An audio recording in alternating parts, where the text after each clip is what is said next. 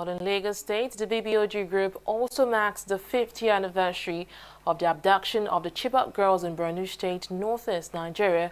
Members of the group held marches, sit-outs and vigils for 3 days to call the government to speed up the rescue of the kidnapped girls. TV 360's Annetta Felix was there and now reports. On April 14, 2014, 276 schoolgirls were abducted from Government Girls Secondary School in Chibok, Borno State.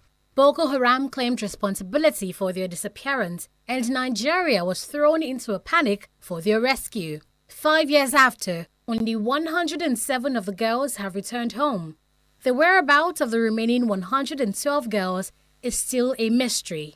It's day 2 of a 3-day event to mark the 5th anniversary of the abduction of the Chibok girls, and this group of Nigerian activists under the name Bring Back Our Girls are calling out the government. It's really as if they don't really care. Yes, some of them have been released, some of them have been found, but in the time since then there's been very little communication, even in the way and manner that the family has been treated. At a point in time, a hotline was set up that their family members could call to get updates. The hotline is no longer functional. The Ministry of Women Affairs is not doing anything to follow up. And we keep saying that the Chibok girls are representative of other abducted Nigerians. But we talk about the Chibok girls because at the time when they were abducted, it was the first time that such a large number of people were taken. Not only that, we actually know their names. We know what community they are from. We know their parents. 19 parents have died in the times in between. So, but there are other Nigerians who've been abducted. We're also talking about the UNICEF worker, Alice, who we don't know anything about where she is. But Leah Sharibu as well is also missing. So it's all the names that we know, but it's also symptomatic of the other Nigerians that we don't know. And it is very sad that 5 years on, we're still here. In Yami's view, the abduction of schoolgirls in Nigeria is an offshoot of several other deep-rooted issues. It seems that we're always just putting a band-aid on a wound, but not trying to solve the underlying problem. Why is there so much insecurity? People are unemployed. There's no punishment for bad behavior. So if you feel that you can kidnap someone, you get paid, and nothing happens, of course.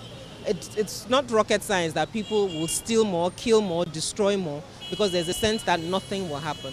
And we don't believe that this government has shown very clearly that something will happen. People pay penalties. And as we've seen with our elections and other circumstances, our politicians are also part of the people who buy arms and arm young people to cause violence. So if young people are armed by a politician that they know, that gives them boldness to do the things that they do. So the government must make it very clear that it's unacceptable and show in their actions, not just in words, as you've said, that they keep saying, but show in their actions that this is unacceptable. Kayode is a mother of 2. She says she's as concerned about the Chibok girls as she is about her own. I know what it takes to be a mother. I know what it takes to not see your child for a day.